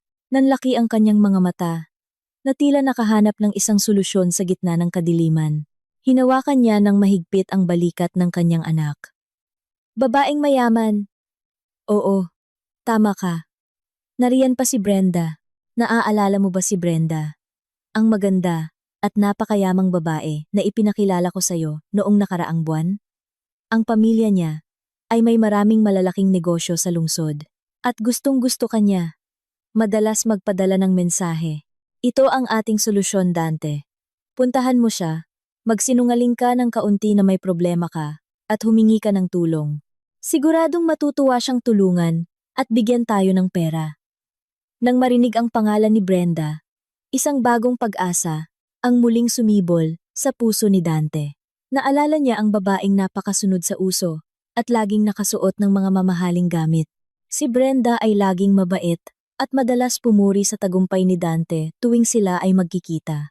Sa isang desperadong sitwasyon na tulad nito, si Brenda ang tanging angkla na makapagliligtas sa kanya mula sa dagat ng pagdurusa. Agad na kinuha ni Dante ang kanyang pitaka upang hanapin ang kanyang telepono. Ngunit, napagtanto niya na ang mamahaling gadget na iyon ay naiwan at nakakulong sa loob ng kanyang marangyang bahay. Sa kabutihang palad, mayroon pa siyang isang piraso ng papel na may address ni Brenda sa kanyang pitaka. Gamit ang natitirang lakas, nagpatuloy sina Dante at ang kanyang ina sa paglalakbay patungo sa address na nakasulat sa papel. Kailangan nilang maglakad ng malayo hanggang sa magdilim. Pagdating doon, natagpuan nila ang isang apartment building na napakalayo sa itsura ng karangyaan. Ang gusali ay mukhang napabayaan. Marumi ang paligid at maraming mga kahina-hinalang tao ang naglalakad. Nag-alinlangan si Dante. Iniisip na baka mali ang kanyang address. Ngunit dahil wala ng ibang pagpipilian, lakas loob siyang pumasok sa madilim na pasilyo at hinanap ang numero ng pinto. Kumatok si Dante sa kahoy na pinto na mukhang sira na. Hindi nagtagal, narinig ang mga yapak at dahan-dahang bumukas ang pinto. Lumitaw si Brenda sa pintuan. Ngunit ang kanyang hitsura ngayong gabi ay ibang-iba sa karaniwang nakikita ni Dante. Ang kanyang buhok ay magulo. Ang kanyang mukha ay maputla at walang makeup. At nakasuot lamang siya ng isang simpleng damit pantulog. Ang mukha ni Brenda, na kanina'y gusot, ay biglang nagliwanag nang makita kung sino ang dumating. Dante! Diyos ko! Isang sorpresa to. Narinig ko lang na na-promote ka bilang direktor ngayon. Pasok ka. Gwapong direktor. Pero pasensya na. Magulo ang lugar ko. Pansamantala lang akong umuupa dito. Dahil pinapagawa ang bahay namin. Bati ni Brenda sa isang napakapabebe na boses. Sinusubukang itago ang tunay na sitwasyon. Pumasok si Dante sa masikip at maalinsangang silid. Kasunod ang kanyang ina. Wala siyang pakialam sa kondisyon ng lugar. Ang mahalaga sa kanya ngayon ay makakuha ng tulong. Umupo siya sa isang plastik na upuan, nakatingin kay Brenda, na may mga matang nagmamakaawa. Brenda, kailangan ko talaga ng tulong mo. Nagkaroon ng malaking hindi pagkakaunawaan sa trabaho ko ngayon. Pinagtaksilan ako ng mga opisyal at inagaw ang posisyon ko. Niloko rin ako ng asawa ko at kinuha lahat ng ari-arian ko. Ngayon, kami ng nanay ko ay walang matutuluyan at walang pera. Pwede ba kaming makitira dito ng ilang araw? Pangako, babayaran ko lahat ng kabutihan mo kapag nakabangon na ako at nabawi ang sa akin. Ikaw ay isang napakabait na babae at galing sa isang mayaman na pamilya. Siguradong tutulungan mo kami, di ba? Pagmamakaawa ni Dante. Nang marinig ang paliwanag ni Dante, Ang matamis na ngiti sa mukha ni Brenda ay agad na naglaho. Ang kanyang mukha ay naging napakalamig, matigas, at puno ng poot. Tiningnan niya si Dante mula ulo hanggang paa, na may hindi maitagong pandidiri. Anong sabi mo? Tinanggal ka sa trabaho. Kinuha ang mga ari-arian mo. Kaya ngayon isa ka na lang pulubi na walang-wala? Tanong ni Brenda sa isang matinis na boses. Ibang-iba sa kanyang pabebe na boses kanina. Brenda, huwag ka namang magsalita ng ganyan. Pansamantalang pagsubok lang to. Napakatalino ng anak ko. Siguradong makakahanap siya ulit ng trabaho. Pakiusap ni Aling Delia. Napatawa ng malakas si Brenda. Isang tawa na napakapang-asar. Tulungan kayo? Huwag kayong mangarap. Para malaman nyo, nilapitan ko lang ang anak mo. Dahil akala ko, isa siyang ATM na makakapagbayad ng lahat ng utang ko. Hindi ako anak mayaman. Matagal nang bangkarote ang pamilya ko. At ngayon ay hinahabol ako ng maraming maniningil ng utang. Nang utang ako kung saan-saan. Para lang makabili ng mamahaling damit. At magpanggap na mayaman. Para maakit ang isang tanga. At mayabang na lalaki. Tulad ng anak mo. Ang pag-amin ni Brenda ay parang kidlat na tumama sa ulo ni Dante at Aling Delia. Ang huling pag-asa na kanilang pinanghahawakan ay ngayon ay durog na. Napagtanto nila na sila ay niloko ng isang pekeng panlabas na anyo. Itinapon nila ang isang tunay na diamante para lamang sa isang piraso ng basag na salamin na mapanganib. Bago pa man makasagot si Dante, mabilis na sumugod si Brenda at inagaw ang pitaka mula sa kanyang bulsa. Brutal na binuksan ni Brenda ang pitaka at kinuha ang ilang pirasong maliit na perang papel. At pagkatapos ay ibinato ang walang laman na pitaka sa mukha ni Dante. Nasaan ang iba mong pera? Sabi mo ex-director ka. Bakit basura lang ang pera mo? Umalis na kayo dito. Bago ko patawagin ang mga kaibigan ko para bugbugin kayo. Hindi ko kailangan ng isang mahirap at malas na lalaki. Sigaw ni Brenda. Habang itinutulak sina Dante at ang kanyang ina, palabas ng kanyang silid. At pagkatapos ay isinara at ikinandado ang pinto mula sa loob. Napaurong sina Dante at ang kanyang ina hanggang sa tumama ang kanilang mga likod sa malamig na pader ng pasilyo. Pinulot ni Dante ang kanyang walang laman na pitaka na may nanginginig na mga kamay. Wala nang natira, walang posisyon, walang ari-arian, walang kaibigan, at walang lugar na masisilungan. Naglakad sila palayo sa gusali, pabalik sa mga kalsada ng gabi. Dinala sila ng kanilang mga paa sa isang malaki at mataong intersection. Si Dante at ang kanyang ina ay umupo sa maruming bangketa. Tinitiis ang malamig na hangin ng gabi. Dahil sa gutom at pagod, nagsimulang manlabo ang kanilang paningin. Doon, aksidenteng nakita ni Dante ang isang napakaliwanag na ilaw mula sa isang skyscraper sa kabilang kalsada. Isang higanteng electronic billboard sa dingding ng gusali ang nagpapalabas ng isang balita. Ipinakita sa malaking screen ang isang mukha na kilalang-kilala ni Dante. Si Celestina, ang babae ay mukhang napakaganda at may awtoridad. Nakaupo sa isang espesyal na upuan at ini-interview ng ilang sikat na TV host. Ang text sa ibaba ng screen ay nagsasabing si Celestina ay kinilala bilang isa sa pinakamatagumpay at maimpluwensyang babaeng negosyante sa bansa. Ang kanyang hitsura ay nagpapahiwatig ng tagumpay at tunay na kaligayahan. Tinitigan ni Dante ang higanteng screen nang hindi kumukurap. Ang mainit na luha ng pagsisisi ay sa wakas ay bumuhos sa kanyang maruming mga pisngi. Ang kanyang dibdib ay sumikip na parang dinadaganan ng isang malaking bato. Ang pagkakaiba ng kanilang kapalaran ay ngayon ay napakalaki na parang langit at lupa, habang si Celestina ay nagniningning sa rurok ng tagumpay at iginagalang ng lahat. Si Dante ay kailangang manginig sa lamig sa semento, isang pulubi na hinahamak at walang dignidad.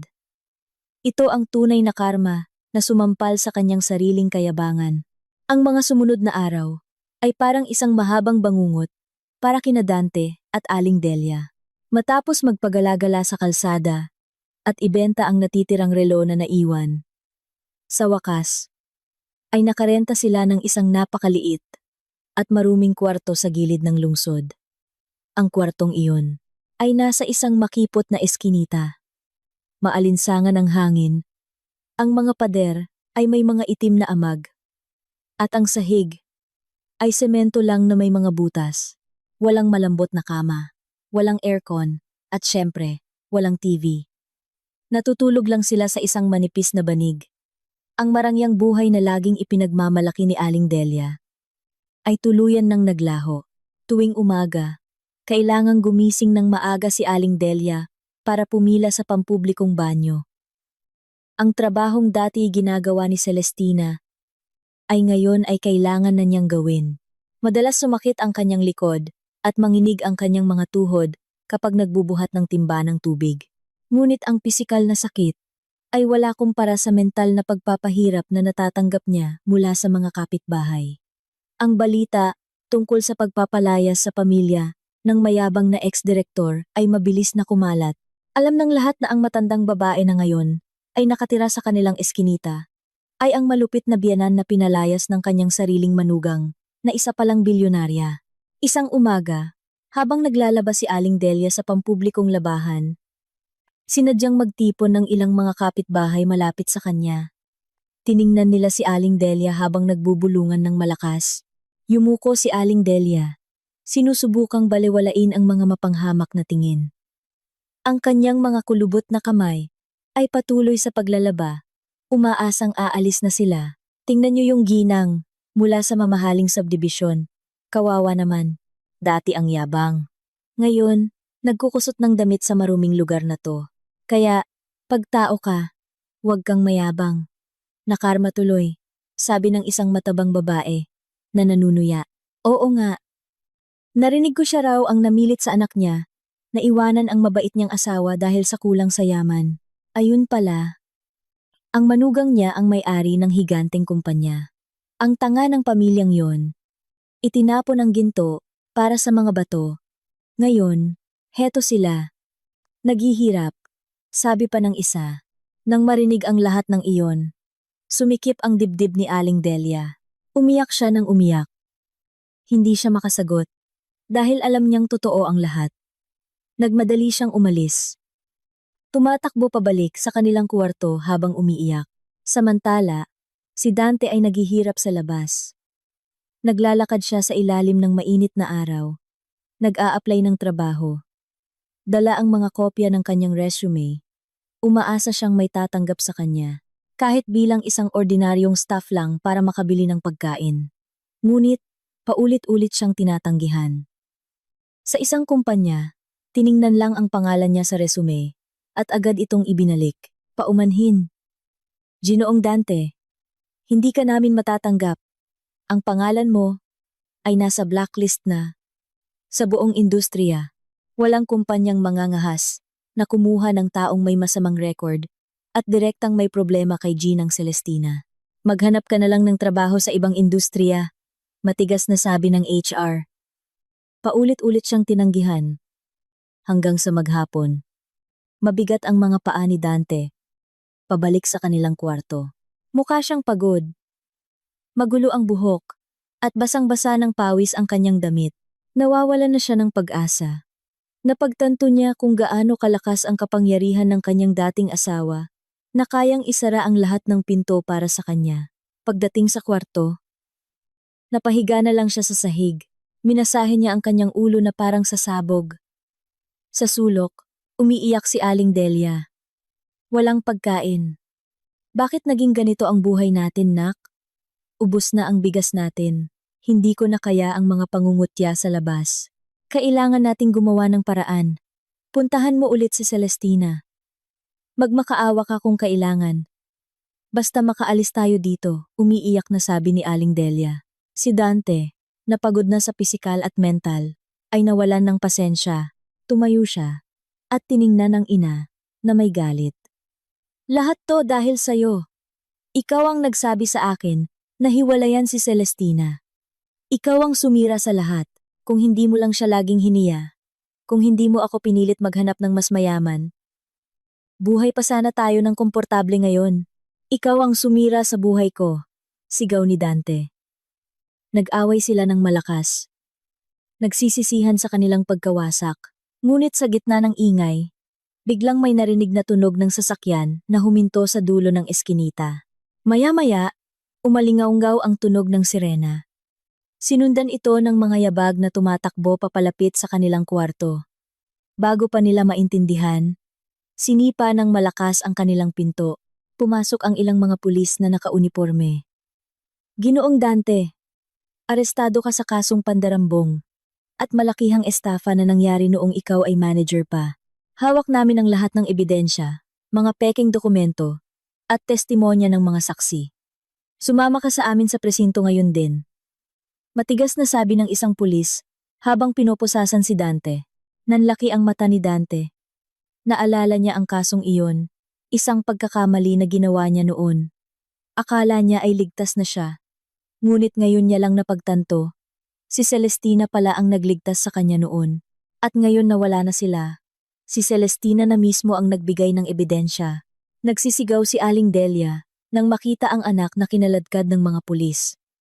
Sinubukan niyang habulin, ngunit pinigilan siya. Hindi na makapagsalita si Dante. Maputla ang kanyang mukha. Kinaladkad siya palabas ng eskinita. Isinakay sa patrol car. At dinala sa malamig na selda. Iniwan ang kanyang ina, na hinimatay sa dumi sa sahig. Ang loob ng selda ng pulisya ay nakakatakot. 3 araw at 3 gabi nang nakakulong si Dante. Ang masikip na selda ay may isang madilim na ilaw. Mabaho at maalinsangan. Si Dante ay nakaupo sa sulok. Payat na payat, balbas sarado. Malayo sa kanyang dating imahe, bilang isang direktor. Sa interogasyon, hinarap siya ng sandamakmak na ebidensya. Lahat ng kanyang pandaraya sa pera ay nakalantad. Walang butas sa batas na magliligtas sa kanya. Kahit ang kanyang abogado ay sumuko na. Ang banta ng maraming taon sa bilangguan ay malinaw na nasa kanyang harapan. Sa kanyang desperasyon, naisip niyang si Celestina lang ang makakapagligtas sa kanya. Nagmamakaawa siya sa mga pulis na payagan siyang makausap si Celestina. Pumayag naman si Celestina. Isang hapon, dinala si Dante sa isang special visitation room. Nakakadena pa rin ang kanyang mga kamay at paa. Nang umupo siya, naghihintay. Bumukas ang pinto sa kabilang panig. Pumasok si Celestina. Kalmado at elegante. Nakasuot siya ng mamahaling damit. Malinis ang mukha. Kabaligtaran ng itsura ni Dante. Umupo si Celestina sa kabilang panig ng salamin. Nakatingin ng diretso kay Dante. Nang makita ang dating asawa, bumuhos ang luha ni Dante. Umiyak siya ng malakas. Puno ng pagsisisi at takot. Patawarin mo ako, Celestina. Patawarin mo lahat ng kasalanan ko. Nabulag ako at naging tanga. Sabi ni Dante na paos. Sinubukan niyang abutin ang salamin. Hindi gumalaw si Celestina. Pumunta ako dito para pakinggan ang sasabihin mo. Bilisan mo. Marami akong mas mahalagang gagawin kaysa mag-aksaya ng oras dito. Lalong napaiyak si Dante. Alam kong nagkamali ako. Sinaktan kita. Hiniya. Nadala ako ng nanay ko. Pinalaya mo ako sa lugar na to. Celestina. Pakiusap. Bawiin mo ang demanda mo. Kung palalayain mo ako, magiging alipin mo ako habang buhay. Nakinig lang si Celestina, walang emosyon. Para sa kanya, ang luha ng lalaki ay hindi tunay na pagsisisi, kundi takot lang sa parusa. Hinihingi mo ang awa ko, Dante. Nakalimutan mo na ba kung paano niyo ako pinagtawanan ng nanay mo noong pinalayas niyo ako sa gitna ng ulan? Hindi mo ako binigyan ng kaunting awa noong sinira mo ang dignidad ko, kalmadong sabi ni Celestina. Ngunit ang bawat salita ay tumutusok sa puso ni Dante. Yumuko si Dante. Nagkamali ako, Celestina. Patawarin mo ako. Pinapatawad kita, Dante. Bilang isang tao, pinapatawad ko na ang lahat ng ginawa mo sa akin, sabi ni Celestina. Biglang umangat ang mukha ni Dante, puno ng pag-asa. Akala niya ay palalayain na siya. Ngunit ang sumunod na sinabi ni Celestina ay pumatay sa pag-asang iyon. Pero, ang batas sa bansang ito ay dapat manaig. Ang mga ebidensya ng krimen mo ay totoo at maraming naapektuhan. Hindi kita sinet up, ibinigay ko lang ang katotohanan na matagal mo nang tinatago. Hindi ba't sinabi ng nanay mo na hiwalayan ako at maghanap ng mas mayaman? Natupad na ang hiling nyo. Malaya na kayo sa akin. Kaya ngayon, danasin nyo ang buhay na pinili nyo at bayaran ang presyo ng inyong kayabangan. Natigilan si Dante. Napagtanto niyang sarado na ang puso ng babae para sa kanya. Tumayo si Celestina. Handa nang umalis. Isang bagay lang ang dapat mong tandaan sa natitirang buhay mo sa selda, Dante. Kapag nasa itaas ka, huwag mong maliitin ang taong sumama sa'yo mula sa ibaba. Dahil ang gulong ng buhay ay umiikot at ang karma ay hindi kailanman nagkakamali ng address. Pagkatapos sabihin iyon, tumalikod si Celestina at umalis ng hindi na lumingon. Naiwan si Dante na sumisigaw at umiiyak. Ang kanyang mga iyak ay umalingaunggaw sa malamig na pasilyo ng kulungan, isang saksi sa walang hanggang pagsisisi na susunog sa kanyang dibdib sa loob ng maraming taon sa likod ng rehas. Ang korte ay malamig at may nakakabinging katahimikan. Ang mga dingding na kahoy ay tila saksi sa pagtatapos ng isang taong sinira ng sariling kayabangan. Ang mga upuan ay puno ng mga taong gustong manood. Sa harap, ang berdeng mesa ay naghihiwalay sa kalayaan at kaparusahan. Si Dante ay nakaupo sa silya ng akusado, nakayuko. Ang dating mayabang na lalaki ay mukhang mahina at kaawa-awa. Suot niya ang damit ng bilanggo. Mas matanda ang itsura. Puno ng pagod at kawalan ng pag-asa. Sa upuan ng mga manonood, si Aling Delia ay walang tigil sa pag-iyak. Ang kanyang itsura ay nakakaawa. Marumi ang damit, magulo ang buhok. Paulit-ulit niyang tinatawag ang pangalan ng kanyang anak. Umaasa sa isang himala. Ngunit ang mga ebidensya ay napakatibay. Binasa ng hukom ang lahat ng kasalanan ni Dante. Ang lahat ng pandaraya sa pera. Bawat salita ay parang pako sa kabaong ng kanyang kinabukasan. Walang magawa ang kanyang abogado. Batay sa lahat ng ebidensya at testimonya, ang korte ay nagpapasya na ang akusado ay napatunayang nagkasala sa krimen ng korupsyon at pandarambong. Dahil dito, hinahatulan siya ng 10 taong pagkakakulong at pagbabayad ng multa. Lahat ng kanyang mga ari-arian na nakuha sa masamang paraan ay kukumpiskahin ng gobyerno, malakas na sabi ng hukom. 3 beses tumunog ang gavel. Senyales na pinal na ang desisyon. Napapikit si Dante. Bumuhos ang luha. Ang kanyang magandang kinabukasan ay opisyal nang nakalibing sa loob ng 10 taon. Nang marinig ang pukpok ng gavel, sumigaw ng malakas si Aling Delia. Tumayo siya at sinubukang lumapit. Your Honor, pakiusap. Huwag ninyong parusahan ang anak ko. Mabait siyang anak. Bawasan ninyo ang parusa niya. Siya lang ang pamilya ko.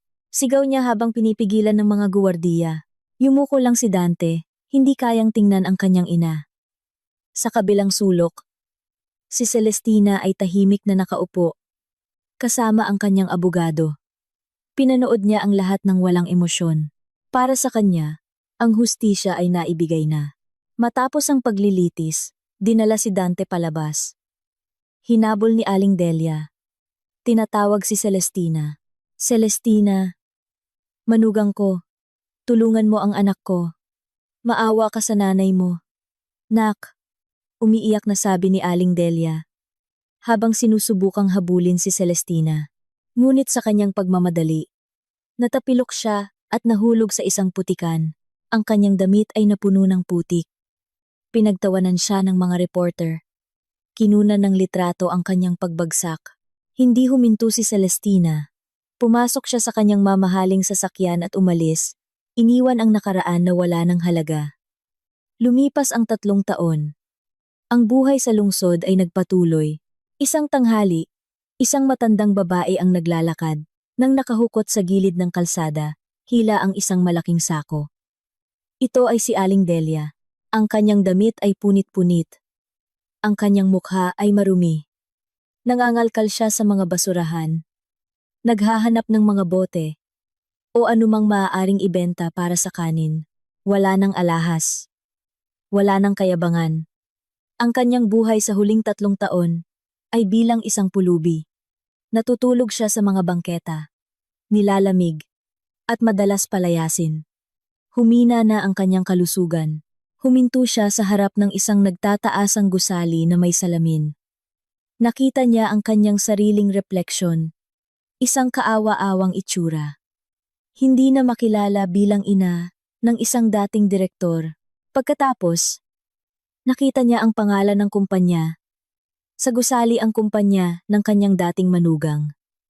Sumikip ang dibdib ni Aling Delia. Nanlambot ang kanyang mga tuhod. At napaupo siya sa mainit na semento. Bumalik ang pagsisisi. Isang sakit na walang lunas. Napagtanto niya na lahat ng kanyang pagdurusa ay bunga ng kayabangan na siya mismo ang nagtanim. Muling tumulo ang kanyang mga luha. Umiiyak para sa isang pagkakamali na hindi na maitatama pa. Ang gabing iyon ay gabi ng pagdiriwang. Sa isang marangyang penthouse sa tuktok ng isang skyscraper, ang kapaligiran ay puno ng kagalakan. Ang mga bisita ay mga mahahalagang tao sa mundo ng negosyo. Lahat ay dumating upang bigyang pugay ang anibersaryo ng higanteng kumpanya na pinamumunuan ng isang matatag na babae.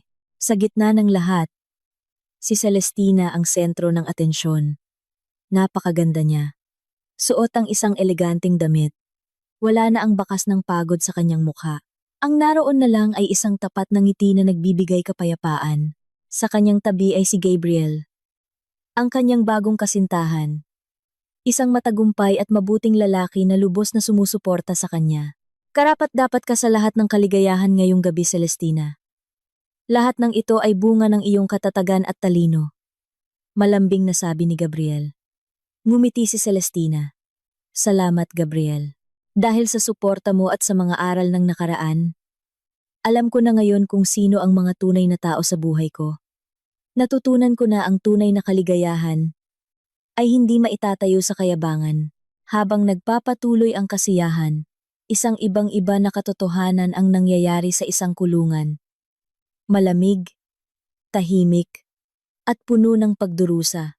Sa isang mabahong banyo, si Dante ay nakaluhod, nanginginig sa lamig. Ang dating makinis na lalaki ay ngayon ay payat na payat, kalbo, at puno ng mga galos. Pinipilit siyang magkuskus ng sahig ng mga mas matatandang preso. Kapag bumagal siya, isang sipa ang tatama sa kanyang likod. Wala siyang lakas na lumaban. Madalas agawin ang kanyang pagkain. Ang kanyang luha ay humahalo sa maruming tubig at sabon. Iniiyakan ang katangahan ng pagtatapon sa isang asawang laging nag-aasikaso sa kanya. Sa ibang sulok ng lungsod, sa ilalim ng marangyang gusali, kung saan nagdiriwang si Celestina, si Aling Delia ay nanginginig sa lamig sa bangketa. Yakap niya ang isang sako ng mga plastik na bote. Nang sumabog ang mga paputok mula sa party, tumingala lang siya. Ang kanyang mga mata ay puno ng walang katapusang pagsisisi. Samantala, sa penthouse, lumabas si Celestina sa balkonahe. Ang hangin ay malamig at presko. Mula sa itaas, tanaw niya ang kumikinang na mga ilaw ng buong lungsod. Isang malalim na kapayapaan ang bumalot sa kanya. Wala na siyang galit. Lumapit si Gabriel at tumayo sa kanyang tabi. Sumandal si Celestina sa salamin na harang, huminga ng malalim, at bumulong. Wag na wag mong mamaliitin ang babaeng tapat na sumama sa iyo sa pag-ahon mula sa kahirapan. Dahil sa sandaling mayabang mo siyang tinapon, hindi mo tinatanggal ang isang malas sa buhay mo, kundi pinuputol at sinisira mo ang iyong sariling mga pakpak. Ang mga pakpak na palihim na sumusuporta sa iyo upang makalipad ka ng mataas patungo sa tagumpay. Ang hangin ay muling umihip. Tinatangay ang mga salitang iyon kasama ang lahat ng masamang nakaraan. Ang hustisya sa wakas ay pumanig sa tama, nagbibigay ng isang kasiyasyang pagtatapos kung saan ang katapatan at kabutihan ay nagkamit ng korona.